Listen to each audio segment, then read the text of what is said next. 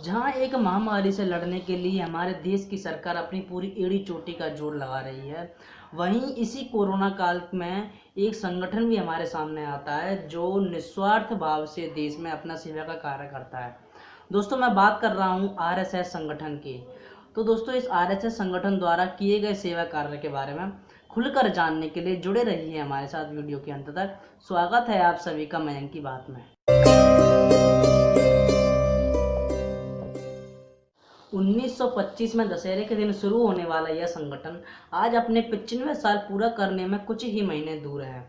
दोस्तों, जब इस संगठन के इतिहास को खंगोल कर देखा जाता है तो हमें पता चलता है कि जब भी देश में कोई संकट की घड़ी आती है, जब भी देश पर कोई विपदा आती है, तो इस संगठन के कार्यकर्ता, जिन्हें अक्सर हम स्वयंसेवक कह के भी बुलाते हैं, ये देश की सेवा और समाज की सेवा के लिए हमेशा सबसे आगे खड़े हुए नजर आते हैं। तो अगर अपन इतिहास के कुछ इस संगठन के सेवा कार्य देखना चाहे तो इसमें सबसे पहला सेवा कार्य नजर आता है 1947 में भारत पाक विभाजन के समय कश्मीर सीमा की निगरानी के लिए और पाकिस्तान से आने वाले पीड़ितों के लिए आश्रय देने की व्यवस्था इन स्वयंसेवकों ने करी थी।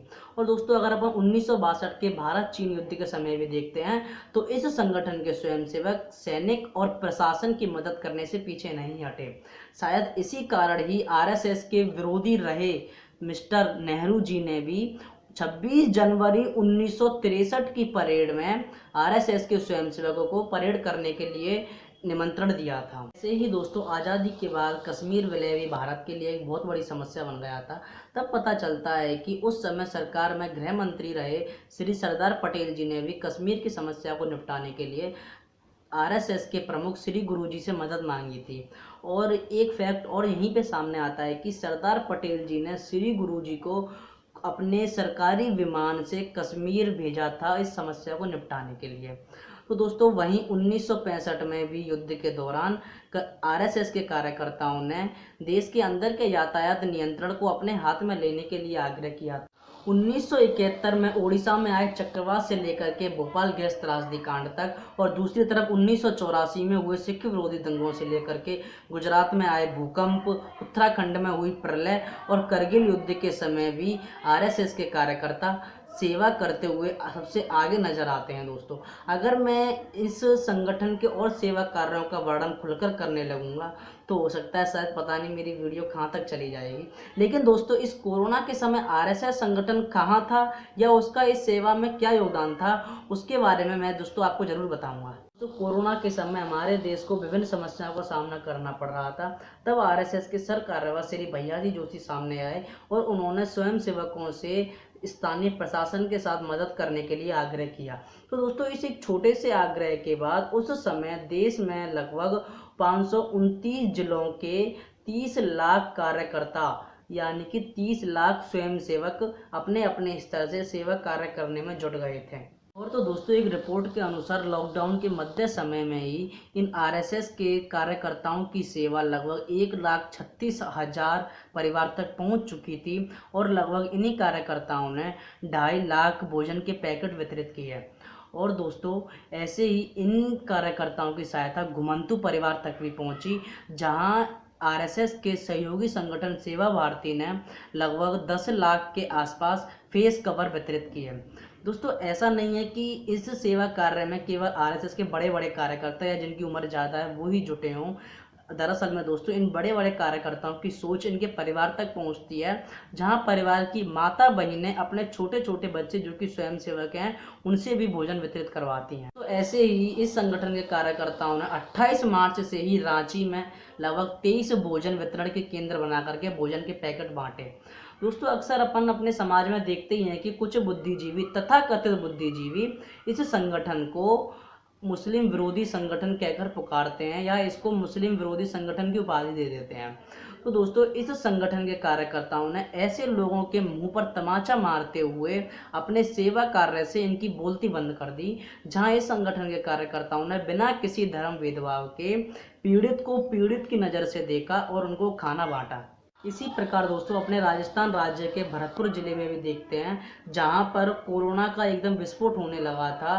तब उस टाइम इस आरएसएस के कार्यकर्ताओं ने अपने शाखा क्षेत्र में जहाँ ये अक्सर लोग इकट्ठा हुआ करते हैं वहाँ पर काढ़ा वितरित किया। तो अगर ऐसे ही इस संगठन के छोटे छोटे सेवा कार्य लेकिन उस समय के लिए बहुत महत्वपूर्ण सेवा कार्य थे, अगर उनकी सूची या पूरी लिस्ट बनाई जाए तो दोस्तों इस संगठन के साथी संगठन सेवा भारती के अनुसार एक रिपोर्ट आती है जो लॉकडाउन के स्टार्टिंग से लेकर के 20 मई 2020 तक, ओनली 20 मई 2020 तक का बताती है, जहां इस संघ के कार्यकर्ताओं ने लगभग 85,701 सेवा के स्थान चुने और वहां लगभग 4,79,949 कार्यकर्ता सेवा कार्य कर रहे थे। वहीं स्वयं सेवकों ने 39,851 यूनिट ब्लड दान किया और 62,81,117 मास्क बांटे। इतना ही नहीं दोस्तों, 1,10,55,450 राशन के किट भी बांटे और वहीं 7,11,46,500 भोजन के पैकेट बांटे। और दूसरी तरफ अगर अपन प्रवासियों के लिए देखते हैं तो वहाँ इन आरएसएस के कार्यकर्ताओं ने 27,98,091 प्रवासियों को मदद पहुंचाई और वहीं 1,31,443 प्रवासियों को स्टे होम में आश्रय दिया। और दोस्तों अगर घुमंतु परिवारों की ओर देखा जाए तो लगभग 1,36,867 घुमंतु लोग संघ के सेवा कार्य से प्रभावित हुए। दोस्तों सबसे दुखद घटना तो यह है कि ऐसा संगठन जो देश को हर विपदा से बाहर निकालने में या देश को संभालने के लिए सबसे आगे रहता है, उस संगठन को भी अपने 95 साल के इतिहास में लगभग 3 बार बैन का सामना करना पड़ा। पहला बैन इस संगठन पर तब लगाया गया जब 1948 में महात्मा गांधी जी की हत्या हुई थी, तो उस हत्या के आरोप में इस संगठन को लगभग 1.5 साल के लिए बैन किया गया। उसके बाद संघ पर दूसरा प्रतिबंध 1975 में इमरजेंसी के दौरान लगाया गया, जहां यह प्रतिबंध संघ पर लगभग 2 साल तक चला। और वहीं संघ पर तीसरा बैन 1992 में बाबरी ढांचा ढह जाने के कारण लगाया गया, जहां लगभग यह बैन 6 महीने तक चला। दोस्तों एक कहावत है ना कि कमल के फूल पर जितनी भी कीचड़ फेंकी जाएगी कमल का फूल उतना ही निखरेगा। ऐसे ही यह संगठन भी बैन के बाद तेजी से बरगद की तरह विशाल होता चला गया। लेकिन दोस्तों ऐसा नहीं है कि अपने देश का हर वर्ग इस संगठन को नकारता है। हमारे देश में एक बहुत बड़ा वर्ग इस संगठन के लिए पॉजिटिव थिंकिंग भी रखता है। दोस्तों इसका सबसे अच्छा उदाहरण हमें फॉर्मर जस्टिस के.टी. थॉमस के बयान से पता चलता है। वो कहते हैं कि अगर किसी एक संगठन को इस देश को इमरजेंसी से बाहर निकालने के लिए क्रेडिट दिया जाएगा तो मैं आरएसएस को देना चाहूँगा।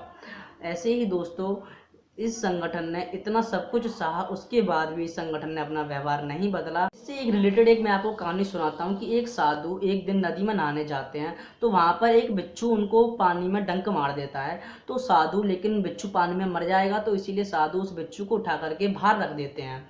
ऐसे ही अगले दिन फिर साधु आते हैं और साधु फिर नदी में नहाते हैं तो बिच्छू उनको फिर डंक मारता है और साधु फिर उस बिच्छू को निकाल करके बाहर रख देते हैं। ऐसा दोस्तों कई दिनों तक चलता रहता है। तो और ये घटना एक व्यक्ति देख रहा होता है।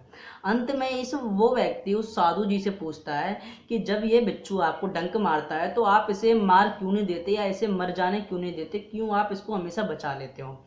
तब साधु जी कहते हैं कि हम दोनों अपना अपना काम कर रहे थे। उसका काम है किसी को डंक मारना, किसी के प्राण खींचना, तो वो डंक मार रहा था।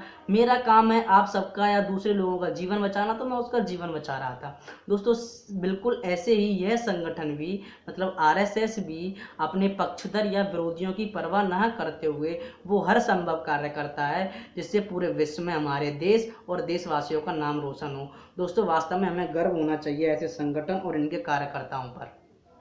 तो दोस्तों अंत में जाते हुए मैं आज आपको फिर 4 पंक्तियों के साथ छोड़ के जाता हूँ। हिंदू आतंकवादी जैसे शब्दों को सुनने वाला मैं आरएसएस हूँ। एक बार नहीं 3 बार बैन झेलने वाला मैं आरएसएस हूँ। फिर भी नहीं बदला व्यवहार मैंने अपना, फिर भी नहीं बदला व्यवहार मैंने अपना। देश के साथ हर संकट की घड़ी में खड़ा होने वाला मैं आरएसएस हूँ। दोस्तों नमस्कार। अगर वीडियो आपको पसंद आए तो प्लीज़ शेयर ज़रूर करना और वीडियो को अंत तक देखने के लिए आप सभी का बहुत बहुत धन्यवाद।